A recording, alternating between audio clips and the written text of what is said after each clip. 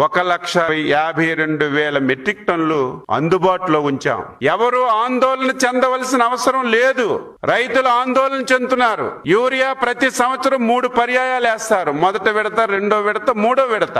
ఎప్పుడైతే ఫేక్ మీడియాలో, ఫేక్ టీవీల్లో యూరియా దొరకదని ఎప్పుడైతే క్రియేట్ చేశారో రైతులు ఆందోళన చెంది 3 పర్యాయాలకు కావలసినటువంటి యూరియా ఒకేసారి తీసుకెళ్లడానికి ప్రయత్నం చేయడం వల్ల కొన్ని దగ్గర ఈ సమస్యలు వచ్చాయి. దీన్ని అధిగమించడానికి జిల్లా కలెక్టర్ గారి ఆధ్వర్యంలో టీంలేసి గ్రామాలకి, సచివాలయాలకు పంపించి ఈ రోజు మేము ఎక్కడ సమస్య రాకుండా యూరియా ఇస్తుంటే దీన్ని విమర్శిస్తున్నారు.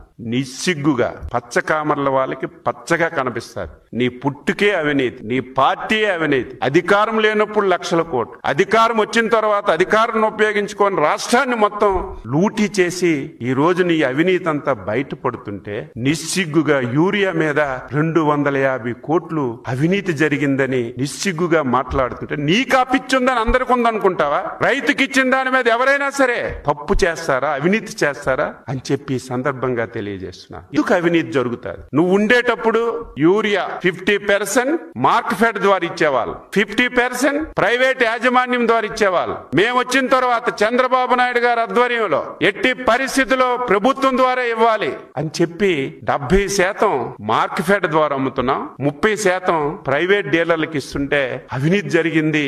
300 బస్తా 500 ఇస్తున్నా నిస్సిగ్గుగా మాట్లాడుతున్నాం. ఎక్కడ కూడా రైతు సేవా కేంద్రంలో ఒక్క పైసా అదనంగా లేకుండా ఇస్తుంటే నిస్సిగ్గుగా నువ్వు యూరియాలో అవినీతి జరిగిపోయిందని మాట్లాడుతుంటే ఏమనాలో అర్థం కానటువంటి పరిస్థితి.